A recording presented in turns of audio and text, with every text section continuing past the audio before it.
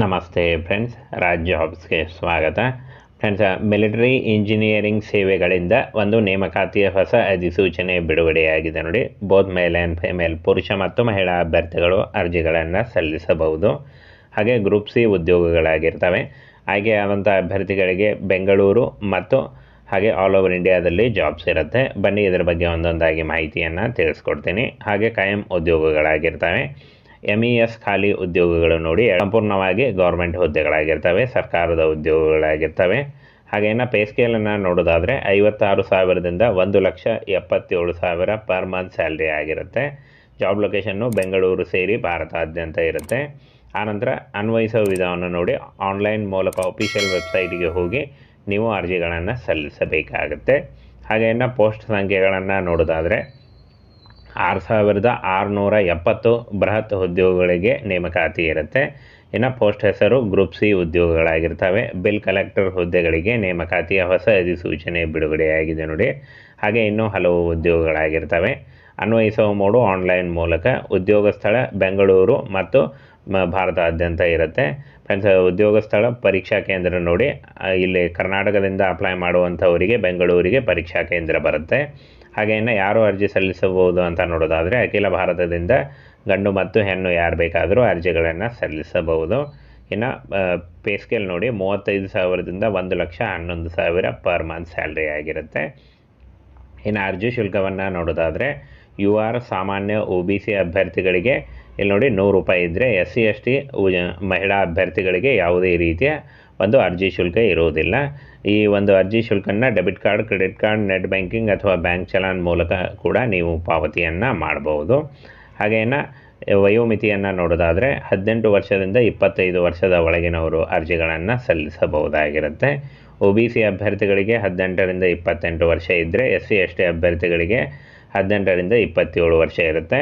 ಹಾಗೆ ವಯೋಮಿತಿ ಸಡಿಲಿಕೆ ಕೂಡ ಇರುತ್ತೆ ನೋಡಿ. OBC ಅಭ್ಯರ್ಥಿಗಳಿಗೆ 3 ವರ್ಷ ಇದ್ದರೆ, SC/ST ಅಭ್ಯರ್ಥಿಗಳಿಗೆ 5 ವರ್ಷಗಳ ಒಂದು ವಯೋಮಿತಿ ಸಡಿಲಿಕೆ ಇರುತ್ತೆ. ಹಾಗೇನ ಫ್ರೆಂಡ್ಸ್, ಸಿಲೆಬಸ್ಸು ಮತ್ತು ನಿಮಗೆ ಎಕ್ಸಾಮ್ ಪ್ಯಾಟರ್ನ್ ನೋಡಿ.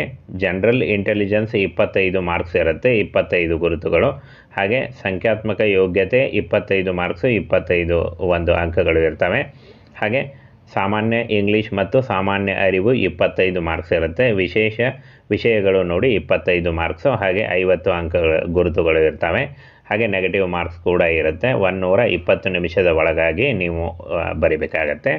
ಹಾಗೆ ಇನ್ನು ದೈಹಿಕ ಪರೀಕ್ಷೆಗಳ ನೋಡೋದಾದರೆ ಎತ್ತರ ನೋಡಿ, ಪುರುಷ ಮತ್ತು ಮಹಿಳಾ ಅಭ್ಯರ್ಥಿಗಳಿಗೆ ಎತ್ತರ ನೋಡಿ, ಪುರುಷ ಅಭ್ಯರ್ಥಿಗಳಿಗೆ 170 ಇದ್ದರೆ, ಮಹಿಳಾ ಅಭ್ಯರ್ಥಿಗಳಿಗೆ 157 ಎತ್ತರ ಇರಬೇಕಾಗತ್ತೆ.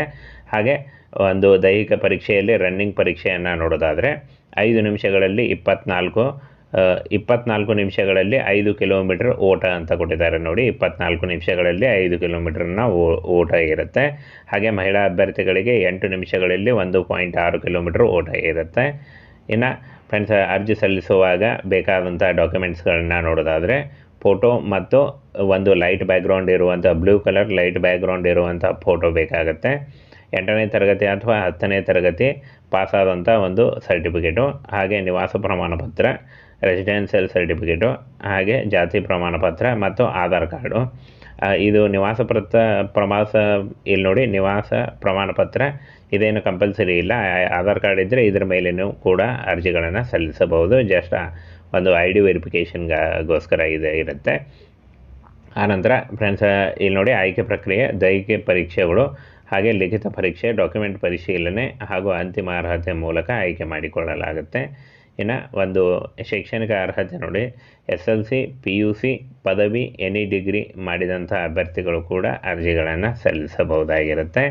ಇನ್ನು ಫ್ರೆಂಡ್ಸ್, ವಿದ್ಯಾರ್ಹತೆಯೊಂದಿಗೆ ಒಂದು ಹುದ್ದೆಗಳು ವಿದ್ಯಾರ್ಹತೆ ನೋಡಿ, SK ಗ್ರೇಡ್ 2 ಇಲ್ಲಿ ನೋಡಿ ಮಾನ್ಯತೆ ಪಡೆದ ವಿಶ್ವವಿದ್ಯಾನಿಲಯದಿಂದ PUC ಅಂತ ಕೇಳಿದ್ದಾರೆ.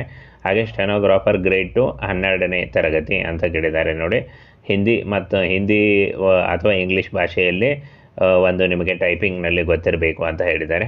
UDC ಪದವಿ ಕೇಳಿದ್ದಾರೆ ನೋಡಿ. ಅಪ್ಪರ್ ಡಿವಿಷನ್ ಕ್ಲರ್ಕು ಪದವಿ ಕೇಳಿದ್ದಾರೆ, ಡಿಗ್ರಿ ಕೇಳಿದ್ದಾರೆ. ಲೋವರ್ ಡಿವಿಷನ್ ಕ್ಲರ್ಕ್ ಕೂಡ ಪದವಿ ಇದೆ ನೋಡಿ, ಪದವಿ ಕೇಳಿದ್ದಾರೆ. ಹಾಗೆ ಇಲ್ಲಿ ನೋಡಿ ಪ್ಯೂನು SLC ಮತ್ತು ಚೌಕಿದಾರ್ SLC ಆಗಿರಬೇಕು. ಹಾಗೆ ಸಫಾಯಿವಾಲ ಕೂಡ SLC ಮತ್ತು ಕ್ಯಾನ್ ಮ್ಯಾನ್ SLC ಕೇಳಿದ್ದಾರೆ. ಹಾಗೆ ಮೀಟರ್ ರೀಡರ್ 12th ಅಥವಾ SLC ಆದಂಥ ಅಭ್ಯರ್ಥಿಗಳು ಮತ್ತು ಬಿಲ್ ಕಲೆಕ್ಟರ್ ಕೂಡ SLC ಕೇಳಿದ್ದಾರೆ. ಹಾಗೆ